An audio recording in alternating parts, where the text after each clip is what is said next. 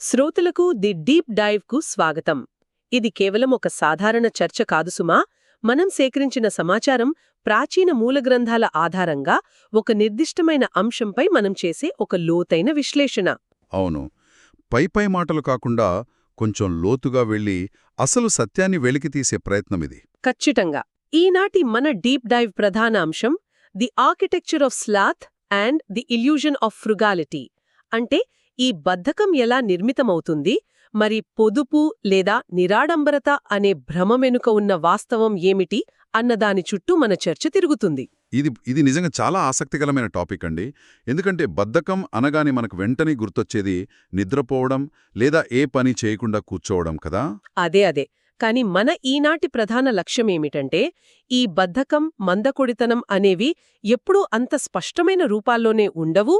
అవి చాలా తెలివిగా సంతృప్తి లేదా పొదుపు అనే అందమైన ముసుగులో ఎలా దాక్కుంటాయో విశ్లేషించడమే మన మిషన్.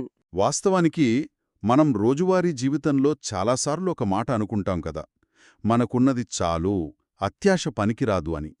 ఇక్కడే అసలు సమస్య మొదలవుతుంది. అవును, సరిగ్గా ఇక్కడే ఒక ఆసక్తికరమైన ప్రశ్న తలెత్తుతుంది. మనకు వినిపించే ఈ అంతర్గత స్వరం నిజంగా ఆధ్యాత్మిక ఎదుగుదలకి సంకేతమా, లేక కష్టపడకుండా ఉండటానికి మన మనసు వేసే ఒక అధునాతనమైన ఎత్తుగడ? ఈ ఆలోచనతోనే మనం ఈనాటి చర్చను ప్రారంభిద్దాం. ఈ ప్రశ్న చాలా లోతైనది. ఎందుకంటే మన మనసు ఎప్పుడూ తనకు తాను నిజాయితీగా ఉన్నట్లు నటించడంలో చాలా నైపుణ్యం కలిగి ఉంటుంది. బుద్ధుని బోధనలను లోతుగా పరిశీలిస్తే మానసిక ఎదుగుదలకు ఆటంకం కలిగించే 5 ప్రధాన ఆటంకాలు, అంటే నీవరణాలు, ఉన్నాయని స్పష్టమవుతుంది. అవును, 5 నీవరణాలు. వాటిలో ఈ బద్ధకం కూడా ఒకటి కదా? ఖచ్చితంగా. ఈ బద్ధకం మరియు మందకొడితనం అనేది చాలా ముఖ్యమైనది. మూలగ్రంథాలలో దీనిని ధీనమిథ అని పిలిచారు. ఈ ధీనమిథ అనేది కేవలం శరీరం అలసిపోవడం వల్ల వచ్చే విశ్రాంతి కాదు. ఇది పూర్తిగా మానసికమైన స్తబ్దత. ఎంత దారుణంగా మోసం చేస్తుందంటే, సంతృప్తి లేదా గ్రంథాల భాషలో చెప్పాలంటే సంతృప్తి అనే ఒక గొప్ప సద్గుణాన్ని తన రక్షణ కోసం ఒక ఆయుధంగా వాడుకుంటుంది. నిజంగా, మనలోని ఒక దుర్గుణం తన ఉనికిని కాపాడుకోవడానికి ఏకంగా ఒక సద్గుణం వెనుక దాక్కుంటుందన్నమాట. దీన్ని గమనించడం నిజంగా చాలా కష్టం. ఒక వ్యక్తి బయటకు చాలా ప్రశాంతంగా, నాకేమీ వద్దు, నేనున్నదానితో సంతృప్తిగా ఉన్నాను అని చెబుతున్నప్పుడు అతను నిజంగానే నిరాసక్తతో ఉన్నాడా, లేక కష్టపడటానికి బద్దకించి అలా మాట్లాడుతున్నాడా అని తెలుసుకోవడం ఎలా? అదే, ఆ వ్యత్యాసాన్ని గుర్తించడానికి మూలగ్రంథాలు ఈ మోసం యొక్క అంతర్గత నిర్మాణాన్ని చాలా స్పష్టంగా విడమర్చి చెప్పాయి. ఆ పట్టికలు పరిశీలిస్తే మొదటి లక్షణం మూలకారణం. రూట్ మోటివ్ అంటారు కదా. వాస్తవానికి ఏ చర్యకైనా దాని వెనుకున్న మూలకారణమే దాని స్వభావాన్ని నిర్ణయిస్తుంది. నిజమైన సంతృప్తి యొక్క మూలకారణమేమిటంటే అందులో దురాశ ఉండదు కదా. ఖచ్చితంగా. ప్రాపంచిక వస్తువులపై, భౌతిక లాభాలపై మోహం లేకపోవడం వలన వాళ్ల మనసు పూర్తిగా స్వేచ్ఛగా ఉంటుంది. వాళ్లకింకేమీ అవసరం లేదు కాబట్టి వారు ప్రశాంతంగా ఉంటారు. కాని ఈ ముసుగులో ఉన్న బద్ధకం యొక్క మూలకారణం పూర్తిగా భిన్నమైనది. అంటే అందులో స్వేచ్ఛ ఉండదు, కేవలం భయం ఉంటుంది. అవునవును. కష్టపడటం పట్ల భయం ఉంటుంది. శ్రమ నుండి, అసౌకర్యం నుండి తప్పించుకునే ప్రయత్నం దాగి ఉంటుంది. ఈ రెండూ పైకి ఒకేలా కనిపించినా వాటి పునాదులు పూర్తిగా వేరు. ఒకటి పరిణతి చెందిన మనసు నుండి వస్తే, మరొకటి బాధ్యతల నుండి పారిపోయే పిరికితనం నుండి వస్తుంది. ఇది వినడానికి చాలా గొప్ప వేదాంతంలా అనిపిస్తుంది, కాని వాస్తవానికి అది కష్టపడలేక వేసుకున్న ముసుగు మాత్రమే. ఇక్కడే మనం ఎనర్జీ లెవెల్స్ లేదా శక్తి స్థాయిలను కూడా గమనించాలని గ్రంథాలు చెబుతున్నాయి. ఎందుకంటే ప్రశాంతతకు, స్తబ్దతకు మధ్య ఉన్న అసలైన తేడా అక్కడే బయటపడుతుంది. ఇది చాలా కీలకమైన కొలబద్ద. నిజమైన సంతృప్తితో ఉన్న వ్యక్తిలో ఆధ్యాత్మిక లేదా మానసిక ఎదుగుదల కోసం అత్యధిక శక్తి ఉంటుంది.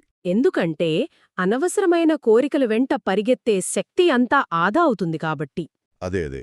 ఆ మిగిలిన శక్తిని వారు సరైన మార్గంలో, ఉన్నతమైన లక్ష్యాల కోసం, తమలోని సద్గుణాలను పెంపొందించుకోవడానికి వెచ్చిస్తారు. వారి మనస్సు ఎప్పుడూ ఉత్సాహంగా, చురుకుగా ఉంటుంది.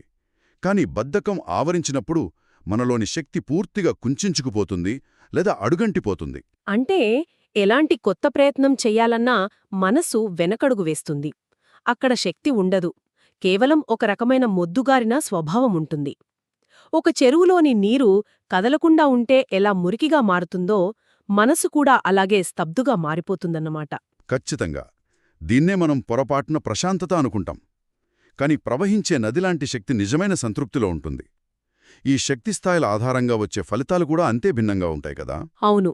మూలగ్రంథాలు ఈ ఫలితాలను విశ్లేషిస్తూ నిజమైన సంతృప్తి వలన మనకు సరైన ప్రయత్నానికి అంటే రైట్ ఎఫర్ట్కు సమయం దొరుకుతుందని చెబుతున్నాయి. కానీ బద్ధకం వల్ల జరిగే పరిణామం చాలా ప్రమాదకరమైనది. అదేంటంటే ఆధ్యాత్మికతను సాకుగా చూపి బాధ్యతల నుండి తప్పించుకునే ప్రయత్నం జరుగుతుంది.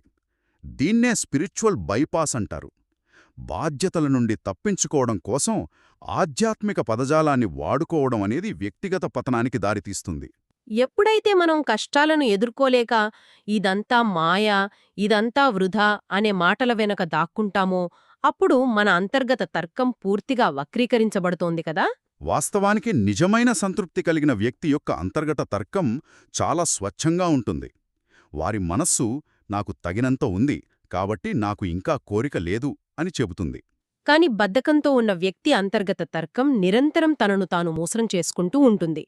నాకు కష్టపడటం ఇష్టం లేదు కాబట్టి ఉన్నది చాలు అని నటిస్తాను అనుకోవడం వారికి అలవాటుగా మారిపోతుంది. కాలక్రమేణా ఆ నటననే వారు నిజమని నమ్మడం మొదలుపెడతారు. ఇక్కడే మరో ముఖ్యమైన విషయమేమిటంటే ఈ నటించటమనేది కేవలం ఒక అలవాటుగా ఆగిపోదు, అది ఒక నైతిక కవచంగా మారుతుంది. ఇది అతి పెద్ద ప్రమాదం. మారల్ షీల్డ్ అంటారు కదా. బద్ధకాన్ని సంతృప్తిగా భ్రమపడటంలో ఉన్న అతిపెద్ద ముప్పు ఇదే.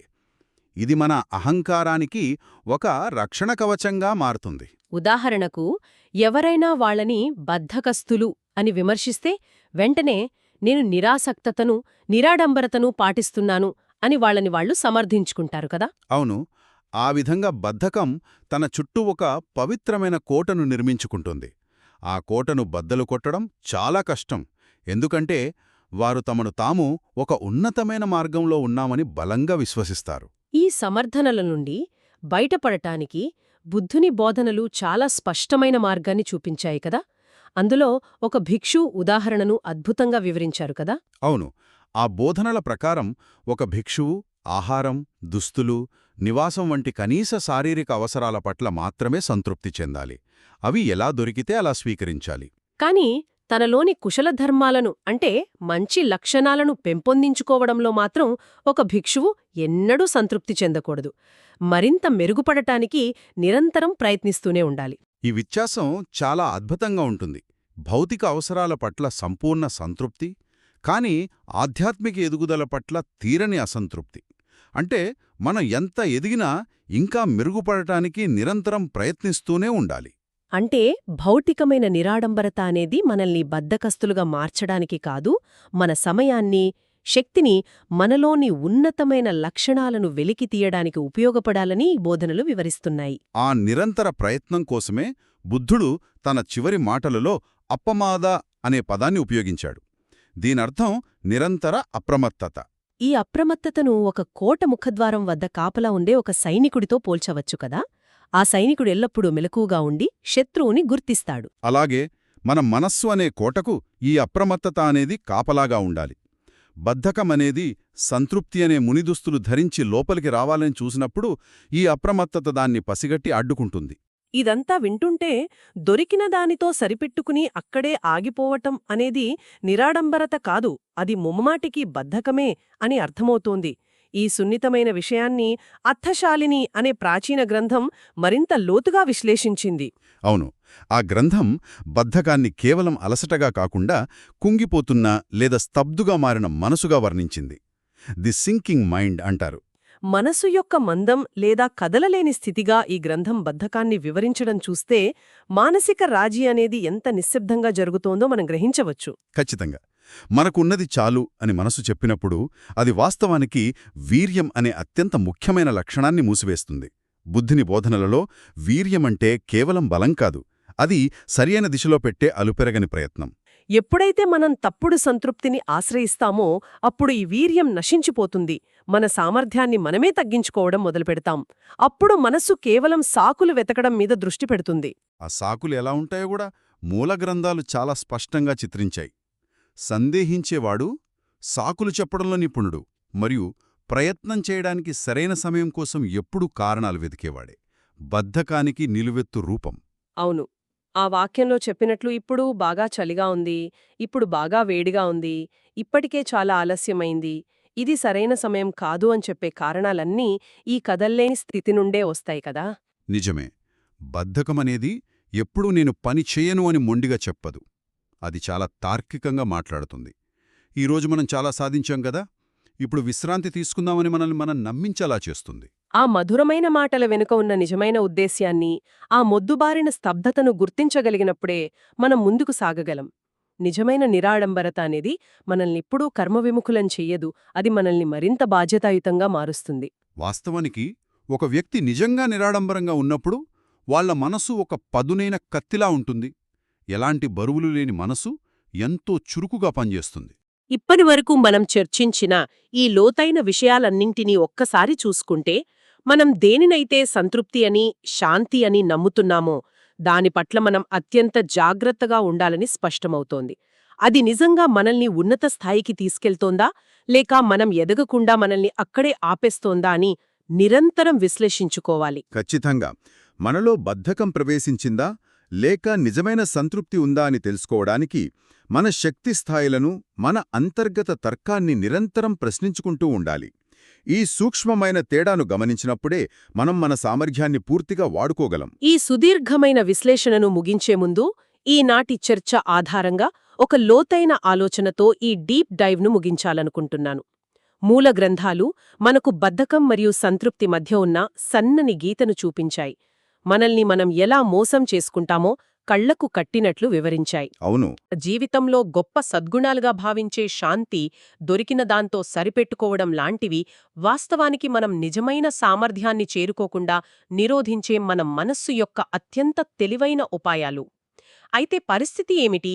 అసలు నిజమైన సద్గుణం మనకు విశ్రాంతినిస్తుందా, లేక నిరంతరం మెరుగుపడాలనే ఒక చల్లని అగ్గిని రగిలిస్తుందా? ఈ ప్రశ్నతో ఆలోచనలను రేకెత్తిస్తూ ఈనాటి మన డీప్ డైవ్ను ఇక్కడితో ముగిద్దాం. మరెన్నో ఆసక్తికరమైన అంశాలతో మళ్ళీ కలుద్దాం.